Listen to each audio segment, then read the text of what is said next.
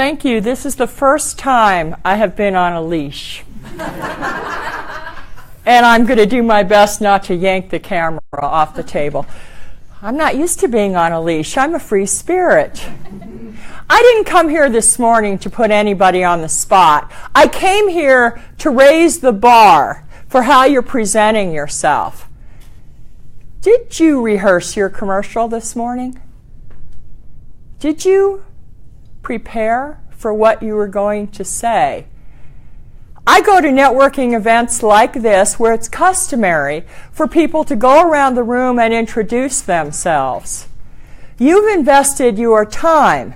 Sometimes to do a 30-second commercial, we pay to put it on the radio. We pay to put it on the TV. Today, we didn't have to pay any money, but we paid with our time to come in here and do a 30-second commercial for ourselves. How effective is your commercial when you're doing it? That's one of the things that I work with people on.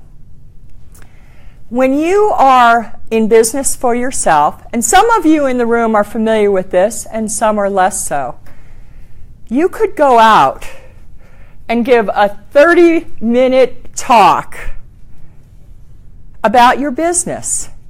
You could promote yourself. Are we okay? Yeah, okay. I just noticed everyone is following this, and except me. Yeah, I probably will. Actually, I'm going to have Dan. Okay. So if you are not comfortable with speaking about your business, you may be somebody who lets all of your heavy lifting be done by your website. Or you may be somebody who sends out 2, 4, 7 million emails a year, and it's a numbers game. You may be somebody who has coffee dates. You meet people at events like this. You connect with someone, you make a Starbucks date for next week. And you have a Starbucks date every week, every 52 a year, maybe 50 a year, because all of us like to take a little time off. But imagine you going on 50 times.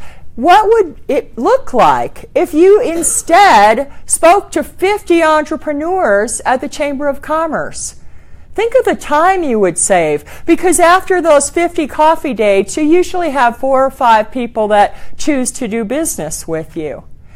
And one of the dangers I've discovered at coffee dates, since I'm a shy, quiet person, is that the other person will spend the entire time selling me on their business, and I won't get to talk because I'm too nice. So that's a danger in a coffee date. If you're the one in front of the room at the Chamber of Commerce or an association that is related to your business, you get to talk and they don't get to talk. So you get to promote your business and they don't get to promote theirs. It's a really good way to market yourself. But a lot of people aren't comfortable speaking in front of groups. A lot of people feel like they don't know what to say. A lot of people are used to listening to other people speak in front of groups who are horrible and think, I don't want to be that person up there. I'm against boring presentations. And so what I do is I specialize in training people how to do a 30-minute talk. Because guess what? Just about every organization in this town wants a free 30-minute talk. And they don't want you coming in there selling anything either, okay? So how do you make it worth your time to go out and talk to a group of people who could potentially use your services? And I want to give you one little thing. If you're new at speaking, sometimes it's a safe place to go and speak to people who can't possibly use your services. Okay, for example, when you're promoting your book, a really safe place might be, since you're talking about health, wellness, and fitness, maybe a retirement home. Nobody there is really interested in what you have, and what you'll do is get practice in an environment where there's no chance of you making a sale. So if you don't make one, you had a success that day. So I do believe in practicing, but don't go out and just waste your time and waste other people's time. Nobody really wants to buy and nobody wants to be sold, but people do want to connect with you. People want to see you as a person. And so what I like to do is start with, and you have a handout in front of you, I like to start with teaching you that you have to be a powerful presence. If you are not present, you cannot connect with people. How often do you see someone who's the presenter? Drew, I'm sure you've seen dozens of these people. They're fumbling with a laptop during their presentation. They're fumbling with a PowerPoint. They're fumbling with a clicker. Are they really with you? No. Do you know that? Yes, you do. You don't need to be told what's going on with a presenter. If they're nervous, you know. If they're not here, you know. If they're distracted, you know. You need to be present. So let's go through 5 characteristics that I've identified as what you need to be a powerful presence. The first one, I talk about being comfortable. Comfortable starts on the inside.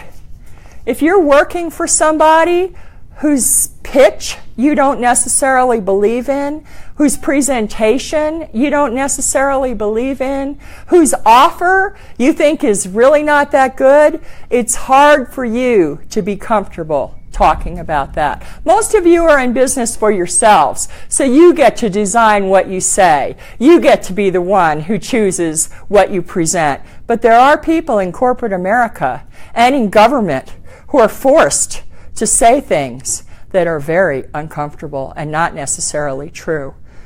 The audience can always tell. That's a comfort. What about your body? Did you eat this morning? Have you had enough water today?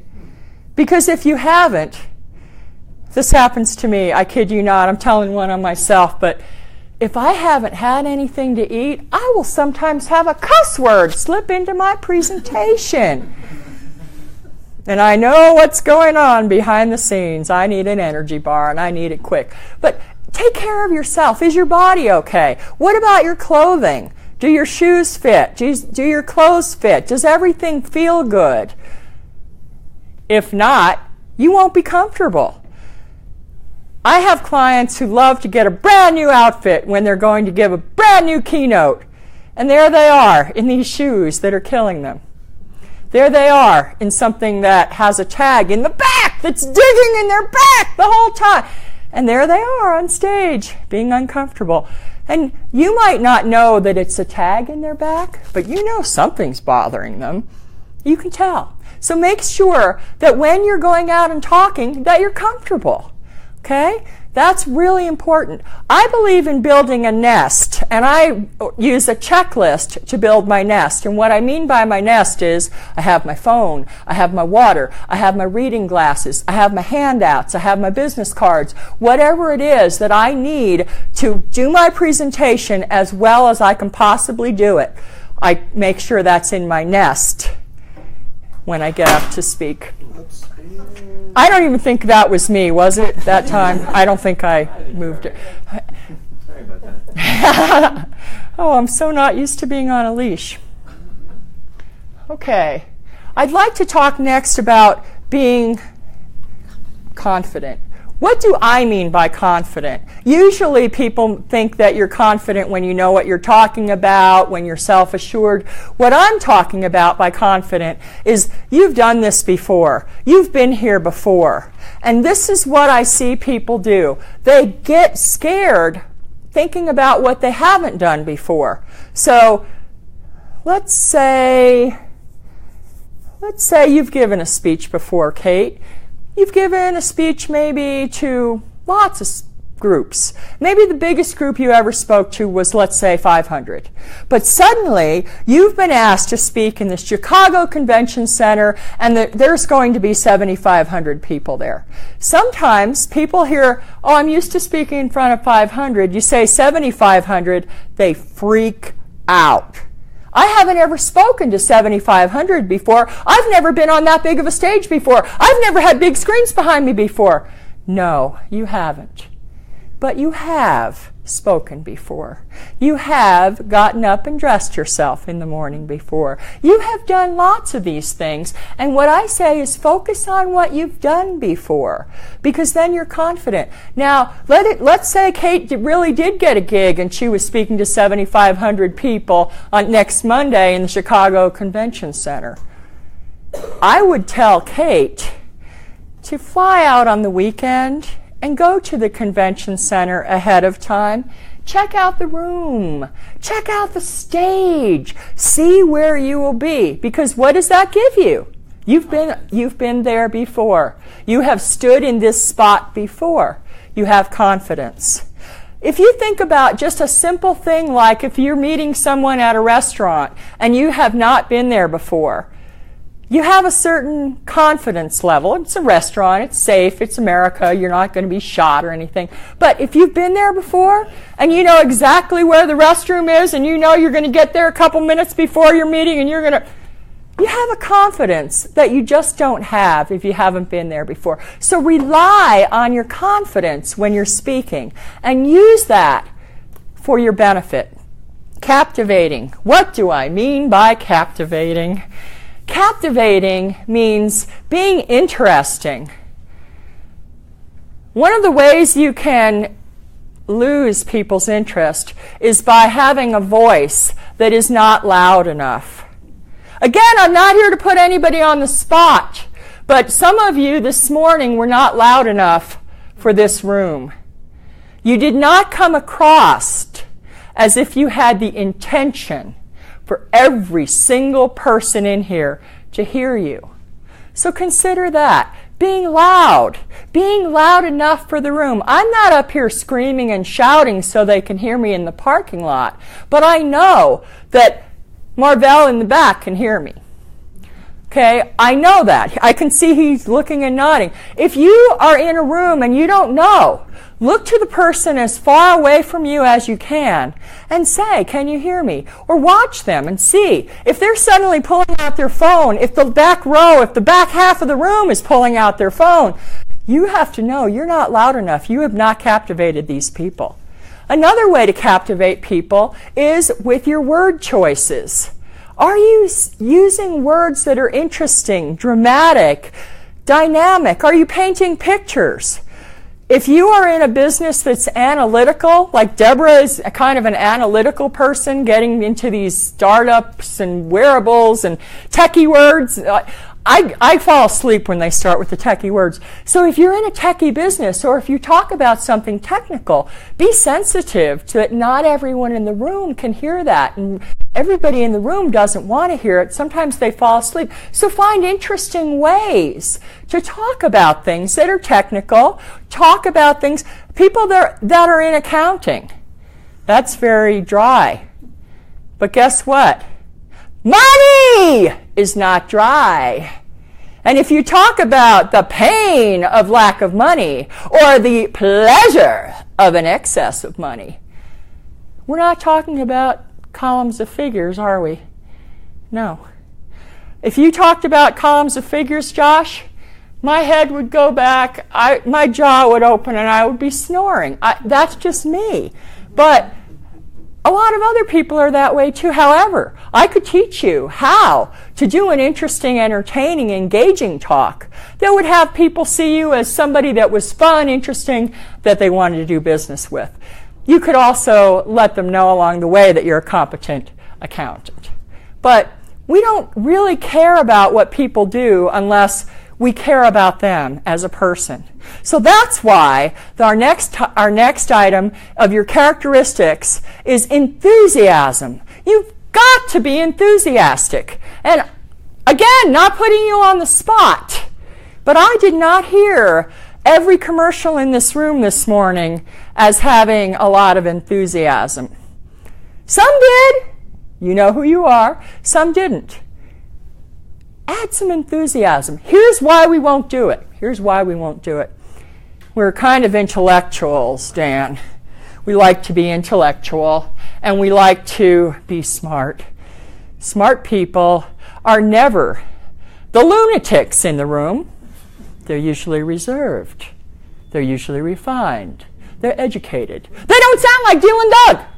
They don't say, but wait, there's more. And we think that if we exhibit a little bit of enthusiasm, that we sound like one of these car dealers. That's what we think. But the truth is, when we dial it back so that we don't sound like Dylan Doug, we end up saying, hi, my name is Joan.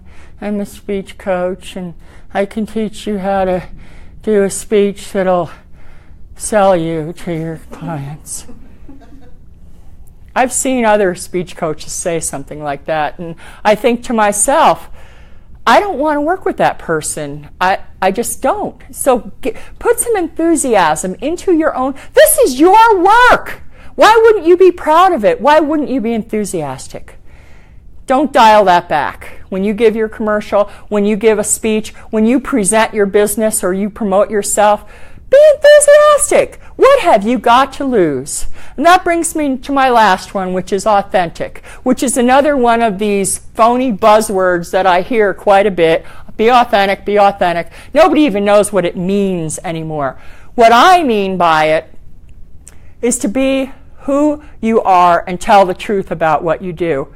So if you have a business, let's say you're a sole practitioner like me, you don't say things like, our policy is, because our policy makes it sound like I have a big company behind me.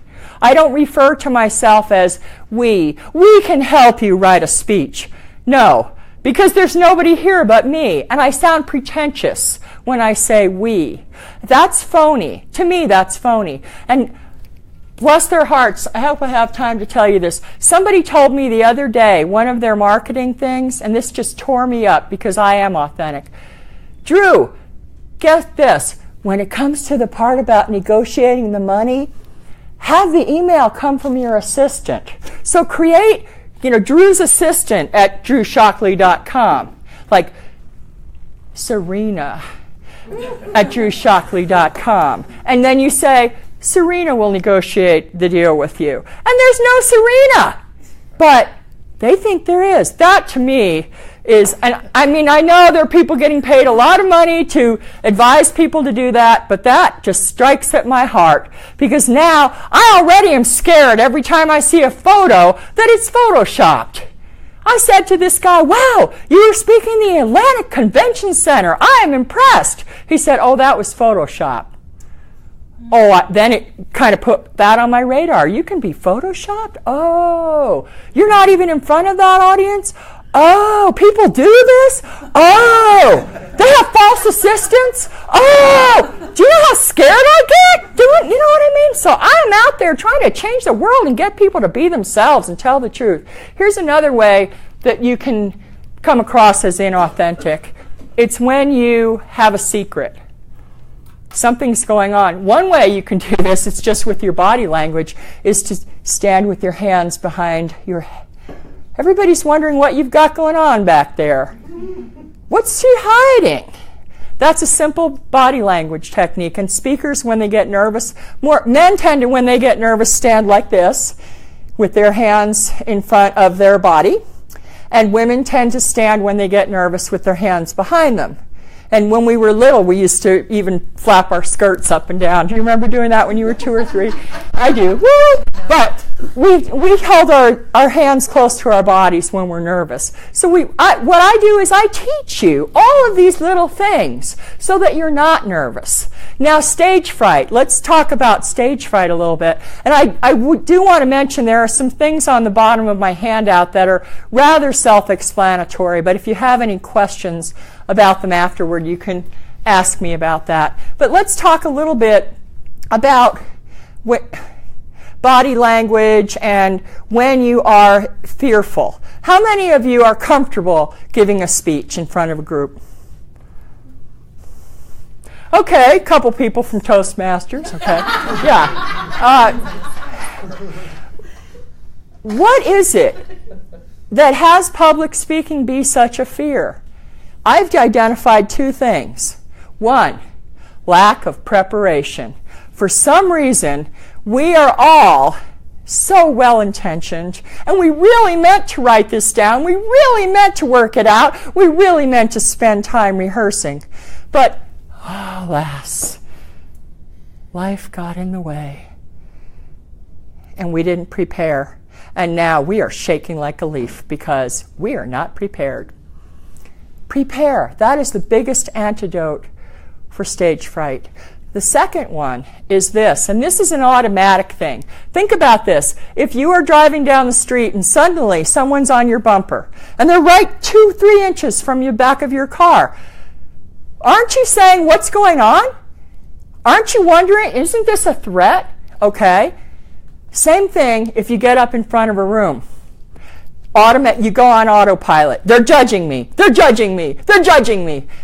They are. But think about this. When you're in the seat, and this is really good news, Josh. This is very good news. When you're in the seat, you want this person up here to be good.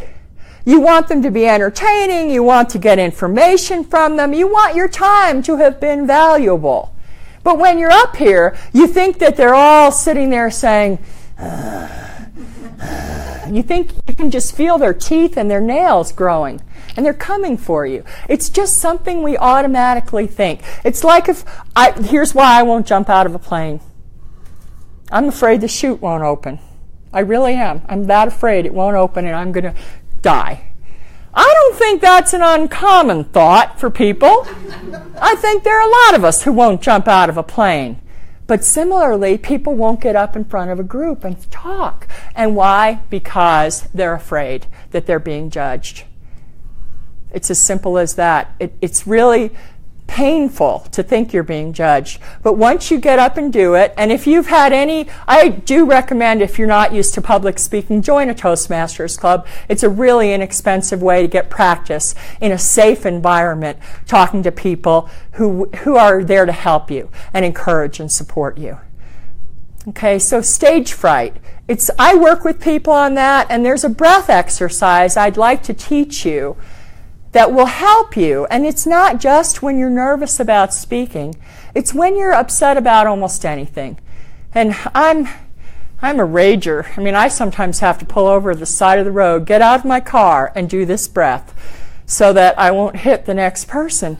I'm really bad at this. I wish it weren't true about me, but I think about ramming people, and that's when I pull over and I say, I'm from New Jersey. New Jersey, it's a flat state. It's on the water. But really, there's a volcano of rage in that place. And it just doesn't seem to extinguish. I'm part of that, okay? So let me teach you breath of fire, which gives us some relief from our rage and also helps us calm down when we're going to get up and speak. Do you know this breath? I don't think so. It's a yogic breath, okay? So I didn't know. I didn't know if you had a former life as a yoga teacher, Amy, or... Oh, hell no. Okay, so this is a yogic breath. And what I like about it, you only have to focus on your out breath. Usually, breathing, they want you to slow down. Breathe in. I'm not into that. I can't slow down. I have no patience for that. So this is a fast breath. But what it does, it oxygenates your blood. And it oxygenates your blood so that it changes your state. Even if you're sad, even if you're nervous, even if you're going in for a job interview, or you're going in to make a big presentation to a client, or you're going in to propose marriage. Okay? If you're nervous at all, you can do this breath, and it's called breath of fire. You can look it up and Google it. I'm sure there are probably yogis in India who have videos on YouTube of them doing it. I'm going to demonstrate it for you now. In my longer workshops, I tend to make you stand up and practice this for a while so that you're comfortable. But I'm just going to introduce you to it today. Breath of fire is simply where you pull your navel in and it's called wrathful exhale. So you pull your navel in and you just keep repeating that. And you breathe out your nose. It takes some doing. Sometimes, like I just did that, I'm stopping because I'm talking. I have to breathe here and talk. But I have been practicing that breath, and I can do it for 2 or 3 minutes. I can do it for 10 minutes sometimes if I'm in a yoga class. But what I want you to know is that the yogis say it only takes 3 minutes to completely change your state. And this is a breath. So you're adding oxygen to your breath. You're standing up, and sometimes you can even hold your arms up when you're doing it, and that'll, I think, you're the physiology guy in the room, right? If I hold my arms up, I breathe deeper. Is that true? My lungs expand more. So anyway, but what I want to say is, even if I'm sitting over there and Emily's up here about to introduce me, I can even sit in my chair and quietly go, and feel myself relax. Nobody knows I'm doing it. You don't have to be showy about it. But breath of fire is something you can use right now. You can walk out of this room, and today you can use breath of fire to calm yourself down, spark yourself up, cheer yourself up, but in any case, change your state. Any questions about that? Okay. I'd like to talk a little bit about what I call using a friendly voice. This is a simple thing that you can walk out of here and do today. In New Jersey, we tend to talk pretty quickly. People are fast talkers there. What do you want? What do you need? Come here, right? But here in Denver, people are really nice. May I help you? And this is what I've identified as what makes us sound friendly versus not so friendly. East Coast, they don't sound so friendly. What do you want? What can I do for you? What do you need? Here's the friendliest place of all, the Southeast. Oh, darling, don't cry. What is the difference between shut up and stop your crying and oh, darling? It's the vowel. In the South, they give you that vowel. In New Jersey, they withhold the vowel. My son, when he was a teenager, he withheld all vowel. He would come in the house and say, "Sup?" And I would think, did I hear a vowel in that? So, no, there was no vowel. That's a way of him letting me know, Mom, I'm not open to having a conversation right now. And this is what we do when we want to sound friendly. So when you're up talking to somebody, and this could be even in your one-on-ones, what about saying, "Hello, Kate," as opposed to, "Hi, Kate." "Hi, good to see you." "Hi, I haven't seen you in a while."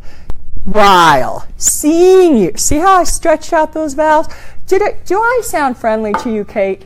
Yes. Mm-hmm. Okay. Yes. And can I sound? Yes. Okay. And sometimes when I don't want to sound friendly, when I want to throw my weight around, when I want to give somebody an order, I will talk like a staccato.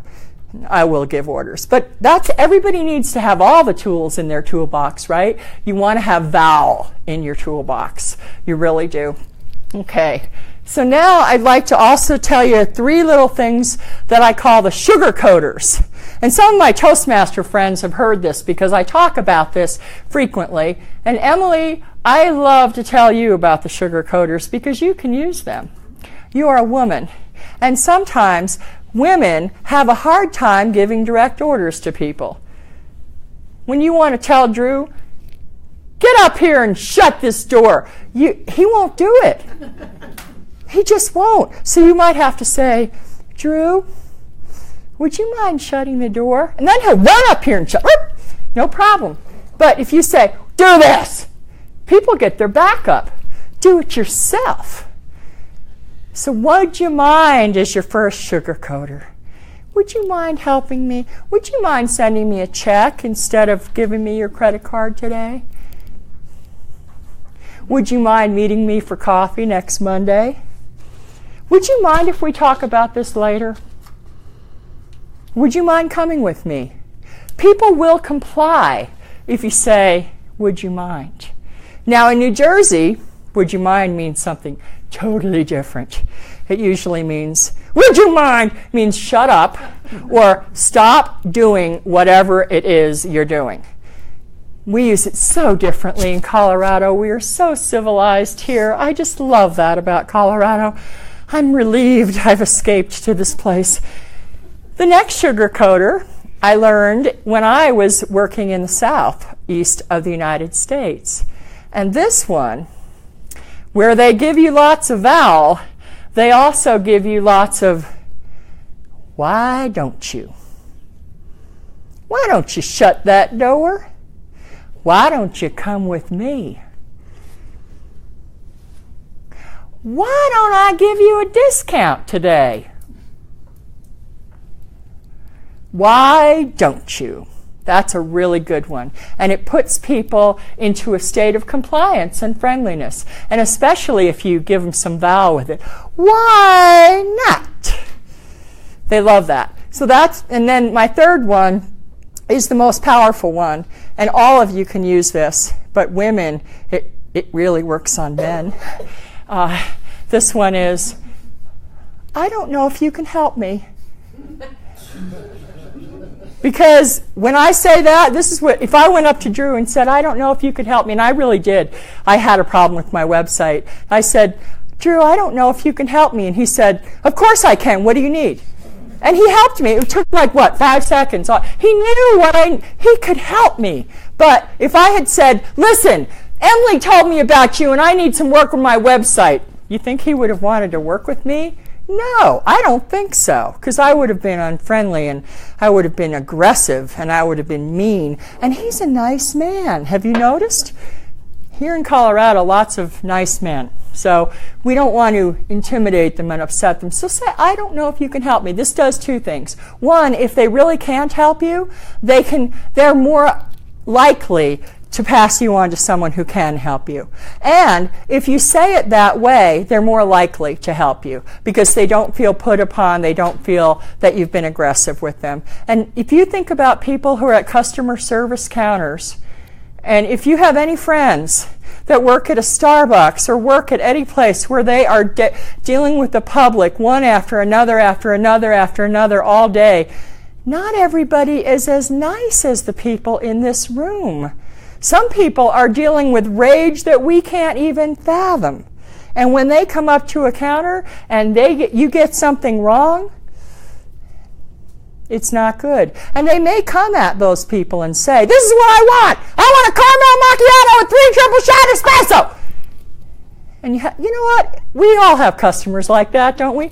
Having a day. So what I'm trying to say is you want to use sugar coaters. Be nice with people. Be amenable. Be friendly. Be personable. That's what people like. In other places, if I were giving this speech, I might counsel you to be more aggressive. But here in Colorado, I believe in being friendly. So what I like to do is teach people how to do a speech where they're promoting themselves, talking about what they do, giving value to the audience, so in the form of entertainment, information, things they can use, so that you're not just coming in and giving what I do, this is how I do it, these are my features, these are my benefits. That's not what you're doing. You are actually giving something to people. I believe in that. I also believe that when you are working like this, you are more accepted to come in. Here's a place that people in financial planning industries could excel if they would speak. But quite often what they do is they go out to just a simple thing like the Optimist Club. And they're in there with their cards and their brochures and they're trying to get business. They're trying to get somebody to be their next client, or if they're they want tax preparation by April. And the people in there invited them to give a speech, not a sales pitch. So what I do is teach you how to be entertaining, tell your story, tell who you are. And you may not be comfortable with this yet. You may not know what your story is. You may not know what about your business is the most interesting thing. Now, normally my programs which is called Shameless Self-Promotion. I have a private program, so if you don't feel comfortable in a group and you're really not sure what your message is, you can look on my website for the details of that. That program is $2,195. And what I do is I spend about 3 months with you. We craft your message, and by the end of it, you go out and give it, and I'll bring the video camera, and afterward we will drink some champagne. So that's one way I do it. But today I have an offer for you, Boost Biz Ed, and Emily has a handout that she'll give out to you. I have an offer for you today because I feel like a lot of you are a little bit farther ahead. You're entrepreneurs already. You're used to speaking about your business. You're used to getting out there. Maybe you don't have a 30-minute speech yet to promote your book, to promote your speaking business, to promote your tour, to promote whatever it is you're doing. And so what I'm offering is this for people like you who are a little bit more advanced. I'm offering a webinar that's going to run every Monday night in January, and what we will do is we will get on the webinar together. I'm limiting it to 6 people, and what we're going to do is this, you'll go faster. You'll identify what is your message. You'll identify what are the interesting things about your story that people would want to hear. We'll talk about how do you make it interesting. How can you use your voice? How can you use your sound? How can you use your body? I'll train you on all of this on the webinar, and we will work together, so work faster as a group. And then at the end of it, I will spend 30 minutes with you privately to completely polish your presentation. And if it's local, I would love to, if my schedule permits, I'd love to come the first time you give it and applaud you very loudly in the room. So what I'm wanting you to learn to do is promote yourself without being salesy, without being obnoxious, and without being unfriendly to people. And the offer I have today is, and this is a great offer really, is it's only $3.99 for you. And what I'm going to do is, like I said, this is not something that I usually do. I usually do speak and sell, which is something I'll be doing in April, and that's a thing where, and Emily's been to those before, and a couple other of you have as well, where what I do is I have you come up, do your 30-minute presentation in front of a group. I'll get the group for you. And then everyone in the group will be someone who has something vested in helping you improve. And so, and we have a lunch, and we socialize, and we network, and they're really, is it true? It's very fun. Yeah, so we have those, and they are very, very fun. So let me tell you this one thing, and you can see me afterward if you're interested in this program. Let me tell you one little story about Emily Downs. I got a referral. She called me up and told me who she was, and I thought she wasn't even the brand doctor then. Now she's the brand doctor because she's branding. See, she's been improving. But back then, she wanted to do a presentation and promote her business. And when Emily came to me, I could tell that she was really, really an expert in this. My goodness, this woman knew what she was talking about. I think she had 57 slides for a 30-minute presentation. And I said, Emily,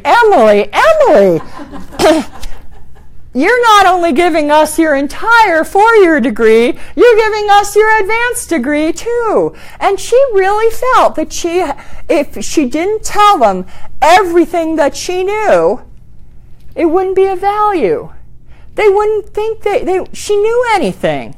And so she gave way too much. So I was able to work with Emily, and she scaled it back. So we only have a handful of slides. We have 3 points because people can only absorb 3 points. They can't absorb 469. I think that was where we started. And so Emily has gone from someone who didn't really know how at the beginning to put together a presentation to someone who does them all the time now. And I'm constantly getting really great notices. Emily's having another workshop at Colbell Library, and now she does them and they're successful. She's not afraid. It's not overwhelming.